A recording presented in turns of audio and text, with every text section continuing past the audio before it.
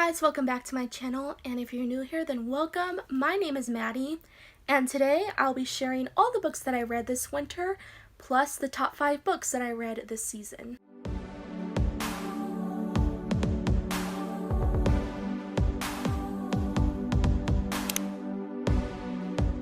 So I want to say, I think when I checked, I read about 57 books this season, which is absolutely insane. During the first 2 years of me being like a booktuber and my first 2 years of really getting into reading, 50 to 60 books is like the amount of books that I read in a year. But to read almost 60 books within 3 months just kind of boggles my mind. But December was a reading month that I read so many books, so that really added to it. So I have a lot of books to go through this time around. It is the season where I have read the most books so far. So how these videos work is I go through all the books that I read this season and hold them up and just mention my ratings for them, and then at the end of the video I'll let you know my favorite books that I read this season, the top 5. So let's just get started off with the month of December. First book I read in December, and the first book I read for winter, was Simon vs. the Homo Sapiens Agenda by Becky Albertalli, and I gave this one 3 stars. Then I read What If It's Us by Becky Albertalli and Adam Silvera, and I gave this one 1 star. The 7 Husbands of Evelyn Hugo, and I gave this one 5 stars. Oblivion Part 3 by Jennifer L. Armentrout, and I gave this 4 stars. Losing It by Cora Cormack, which I gave 4 stars. Tempting the Bodyguard by Jennifer L. Armentrout, the 3rd book in the Gamble Brothers series, and I gave this one 4 stars. Birthday Girl by Penelope Douglas, and I gave this 5 stars. Beautiful Bastard by Christina Lauren, I gave this 3 stars. Faking It by Cora Cormack, the sequel to the Losing It series, and I gave this 5 stars. Paper Princess by Erin Watt, which I gave 5 stars. Shadow and Bone by Leigh Bardugo, and I gave this 3 stars. Siege and Storm, the sequel to Shadow and Bone, and I gave this 4 stars. The Tailor by Leigh Bardugo, which is a short story in the Grisha trilogy, and I gave this 3 stars. Beautiful Stranger by Christina Lauren, the sequel to Beautiful Bastard, and I gave this 4 stars. Beautiful Bombshell, which is a novella in the Beautiful series by Christina Lauren, and I gave this one 3 stars. Ruin and Rising by Leigh Bardugo, which is the last book in the Grisha trilogy, and I gave this one 3 stars. Keeping Her by Cora Cormack, which is a novella in the Losing It series, I gave this one 4 stars. Stargirl by Jerry Spinelli, I gave this 3 stars. Broken Prince by Erin Watt, the 2nd book in the Royal series, I gave this 5 stars. Twisted Palace, the 3rd book in the Royal series, and I gave this 5 stars. For some reason, I skipped this one, so I'm just going to insert it here.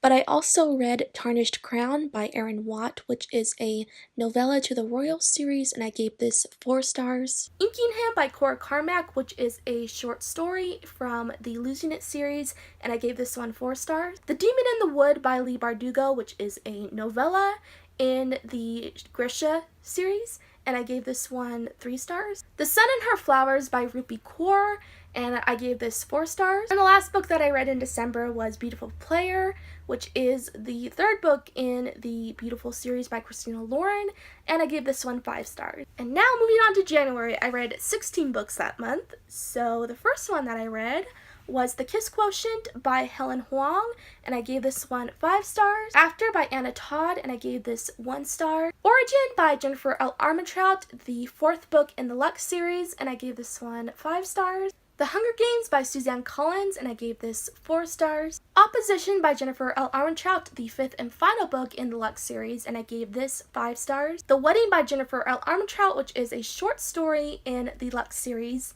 and I gave this 5 stars. Fallen Air by Erin Watt, which is the 4th book from the Royal series, and I gave this one 5 stars. Catching Fire by Suzanne Collins, the 2nd book from the Hunger Games series, and I gave this 4 stars. Cracked Kingdom, the 5th and final book from the Royal series, and I gave this one 4 stars. Obsession by Jennifer L. Armentrout, and I gave this one 5 stars. The Opportunist by Taryn Fisher, and I gave this 4 stars. Dirty Red by Taryn Fisher, which is the 2nd book from the Love Me With Lies trilogy, the sequel to The Opportunist, and I gave this one 5 stars. Forgiving Lies by Molly McAdams, and I gave this 4 stars. Mockingjay by Suzanne Collins, the third and final book in the Hunger Games trilogy, I gave this 4 stars. The Darkest Star by Jennifer L. Armentrout, and I gave this 5 stars. And On the Fence by Casey West, which I gave 5 stars. Lastly, going into March, the first one is Love, Life, and the List by Casey West. I gave this 5 stars. Cinder by Marissa Meyer, I gave this 3 stars. Deceiving Lies by Molly McAdams, which is the second book in the Forgiving Lies duology, I gave this one 4 stars. Girls Made of Paper and Fire by Natasha Nyon,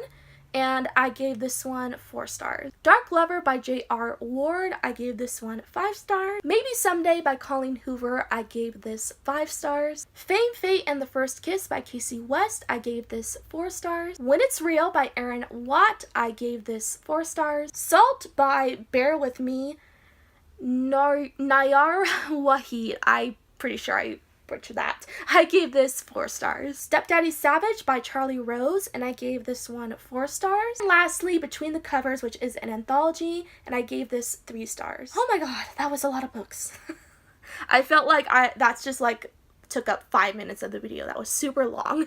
Anyway, now we're gonna get into the top 5 books that I read this winter, so let's just get into it. Coming in 5th place is The Seven Husbands of Evelyn Hugo by Taylor Jenkins Reid. I love this one. This book definitely lives up to the hype. I had been so excited to pick up this book just because it has been just the talk of booktube lately, and the book that's been talked about so much in the book community in general that I felt like I needed to read this book because it really sounded like something that I was going to love.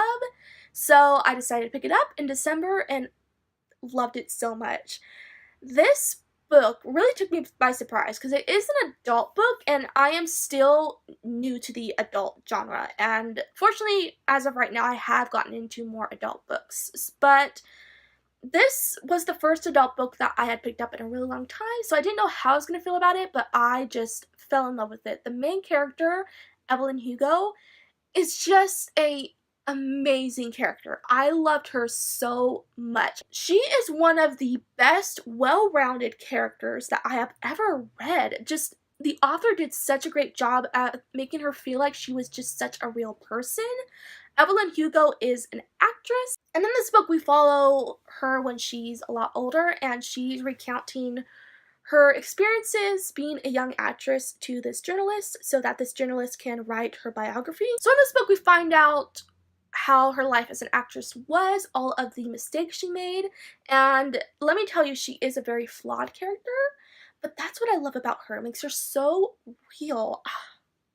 Read this book. Read it if you have not yet. I guarantee you it lives up to the hype so much. There's a reason people are going nuts about this book, and the hype is just well deserved. It was so good. In 4th place, I have Opposition by Jennifer L. Armentrout, which is the 5th and final book from the Lux series and is my favorite book from this series. Oh my god, I loved Opposition. Talk about such an amazing finale to just a wonderful series. The way this book ended left me so satisfied, and the amount of action in this book, the amount of character deaths, oh my god, it just killed me, but like in the best way. And I particularly loved the epilogue where we get to see these characters after everything that happened. It was just, oh, it gave me so many feels. I love this. This is like the best series ender that I've read in a while. It did not disappoint. I am just obsessed with this series. You have to read it if you haven't yet, especially if you love paranormal books. If you're looking for a book about aliens, this is such a good one. It is a series that's been around for a while, but if you haven't read it yet, you really need to jump on board because it is so, so good. And I loved Opposition to death. And next I have another Jennifer L. Armentrout book, no surprise there, and that is The Darkest Star. This was, I want to say this was my most anticipated book of 2018, and it did not disappoint.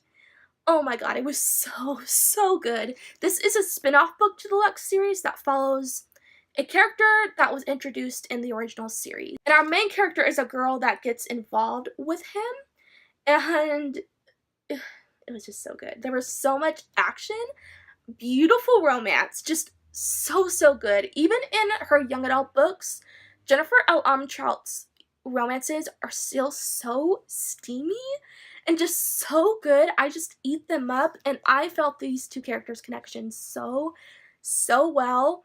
Luck, the love interest in this book, who was also in the Luck series. In the Luck series, he was very immature. I think he was about 13 or 14 in that series, and in this book, he's like 18. So seeing him as an adult was so freaking cool. He's still the same person, he still has the same personality, but in just more of a mature way. And I fell in love with him so hard in this book. I loved him in the original series, but I love him even more in The Darkest Star. He is like my newest top bookish boyfriend. I'm not even kidding. I love him so much. I'm like obsessed with him. I love him more than Damon, and that is saying a lot because I loved Damon from the Luck series, but Luck is just amazing. He's so snarky. He's so sarcastic. He has this personality that is so rare in young adult books. He kind of falls into the bad boy category, but he doesn't let his hard past define him. He kind of embraces it.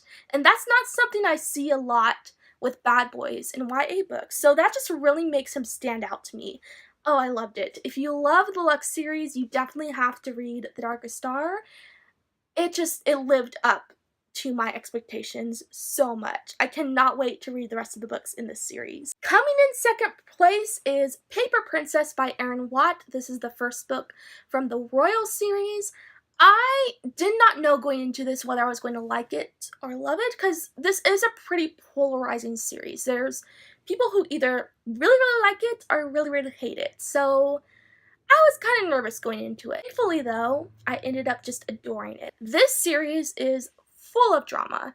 It is actually pretty trashy. We follow this girl who is basically homeless and she's stripping for money. She is an orphan. So this guy who claims to have been her dad's best friend takes her in, and turns out he is super rich and he has 5 sons. So she gets involved with one of the sons, and it just kind of goes from there. So there is a lot of angst, a lot of drama. These 5 boys are so messed up. They do terrible things. They have done terrible things. They are initially terrible to the main character, but as you get to know these characters, you start to understand them more and just kind of feel for them. And that's what I experienced throughout reading this series. I fell in love with these boys. I fell in love with the main character. I just ended up being obsessed with this series. And second place for me does not only count for Paper Princess. I loved this entire series. Except for the last book was a little disappointing, but overall it's just such a great series. If you love angst, if you love drama, you have to give this series a try. I guarantee you, it is great. But just keep in mind that not everyone is going to love this series, but for me, I just really enjoyed it. Coming in at number 1, my favorite book that I read this season, and my favorite book of 2019 so far, is Maybe Someday by Colleen Hoover. I just recently read this book since I read it in March, and I am still so in love with it. It was amazing. In this book, we follow a girl who just found out that her boyfriend and her roommate were having an affair. So her boyfriend had been cheating on her. So she leaves her roommate, moves out. She has no place to go. So this guy who is her neighbor invites her to stay with him for a little while until she gets back on her feet. And she knows this guy because every night she would go out to her balcony and listen to him play guitar on his balcony. So they kind of formed like a little bit of a friendship through that. And throughout this book, we followed them falling in love with each other. However, there is something that is in the way of them getting together. This book was just, oh, it was so good. For one thing, one of the reasons I love this book is this follows 2 main characters who are musicians.